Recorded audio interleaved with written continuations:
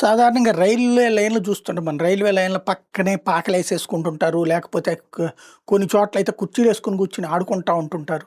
Just ఇక్కడ రైలుంటది. ఈ ప్రదేశంలో కూర్చునేవాళ్ళున్నారు. ఇక్కడ దాకా కూడా ఇల్లు కట్టుకున్నటువంటి వాళ్ళున్నారు. వాస్తవంగా రైల్వే ల్యాండ్ దగ్గర అటు ఇటు గూడా బఫర్ జోన్ టైప్‌లో ఉండాలి.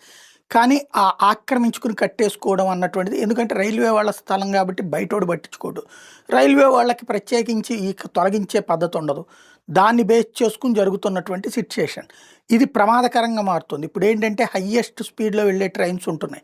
130 కిలోమీటర్ల వేగంతో గూడా వెళ్ళే ట్రైన్స్ సంఖ్య పెరిగిపోతుంది. దీంతో ఈ రైలు ప్రమాదాలు ఎక్కువ జరిగిపోతాయి. అక్కడ గనక బర్రెలొచ్చినా, గొర్రెలొచ్చినా, మనిషొచ్చినా, వెహికలొచ్చినా ఇట్లాంటియి. కాబట్టి టోటల్‌గా కంచె వేయాలన్న నిర్ణయం తీసుకుంది.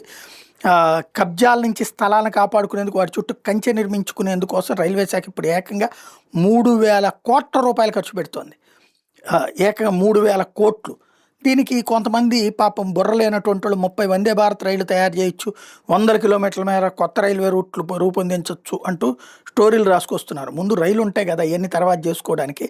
రైల్వే కార్యాలు, జనావాసాలు, పొలాలు, అడవుల మీదుగా సాగుతున్నటువంటి సందర్భంలో రైలు మార్గాల్ని గనక కంట్రోల్ చేయకపోతే టోటల్‌గా 4019 ట్రాక్ కిలోమీటర్ల మేర ఇనప కంచె, 410 కిలోమీటర్ల మేర ప్రహరీ గోడలు కూడా నిర్మించబోతుంది దక్షిణ మధ్య రైల్వే శాఖ.